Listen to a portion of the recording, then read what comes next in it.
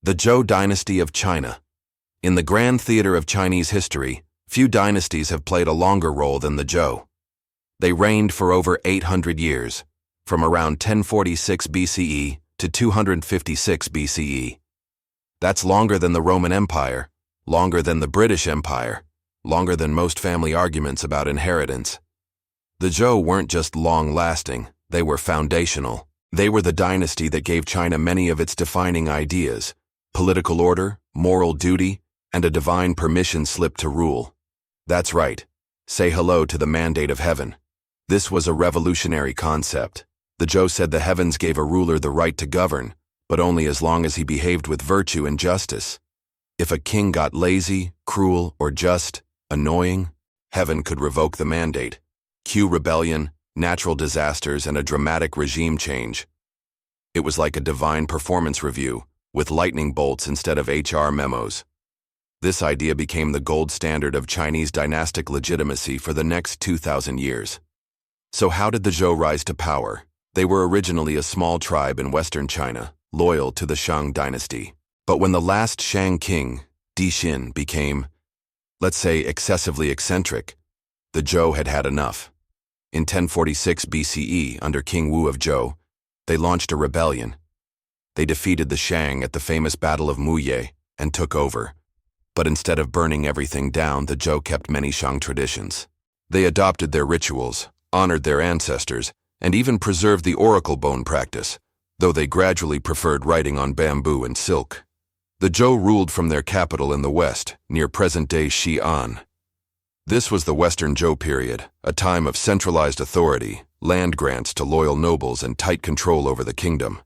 It was kind of like franchising feudalism. You rule this land, you pay tribute, and you don't try anything funny. In return, you get prestige, protection, and bronze bells for your temple.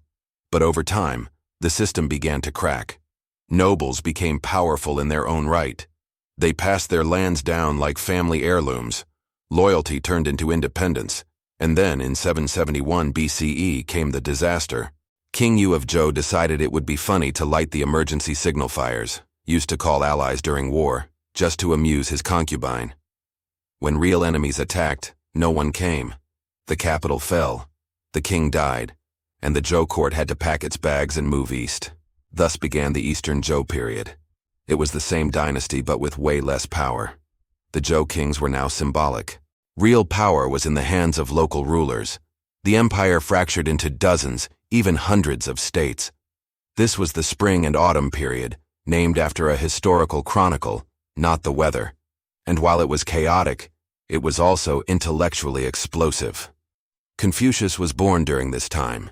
He taught about order, respect, family, and rituals, the moral glue of society. He dreamed of a world where everyone knew their place and acted with virtue. Meanwhile, Laozi was saying, forget rules, just flow with the Tao. His philosophy, Taoism, encouraged harmony with nature, stillness, and letting things be. These two philosophies, seemingly opposite, would become the yin and yang of Chinese thought. And just when things couldn't get more intense, the Warring States period began. 7 major states fought for supremacy in an endless game of thrones. War became an art form. Literally. This is when Sun Tzu wrote, The Art of War. Blood was spilled, cities burned, but minds kept growing. Legalism emerged, arguing that people are selfish and need strict laws. It wasn't warm and fuzzy, but it worked. And one state, Qin, took it to heart. They built walls, counted the grain, and sharpened their swords. In 256 BCE, the last Zhou king abdicated. Nobody even blinked. The dynasty had been dead politically for a while. This was just the burial. But oh, what a legacy they left behind. They gave China its first political philosophy. They shaped the idea of rulership, of virtue, of cosmic justice. They created a cultural universe where sages mattered as much as soldiers. They didn't build the Great Wall. They didn't unify China. But they laid the intellectual foundation that would guide emperors, scholars, and rebels for centuries. In the story of China, the Zhou are the bridge, from myth to history, from ritual to reason. And though they fell, their ideas never did. Because sometimes the longest reign isn't measured in power, but in influence.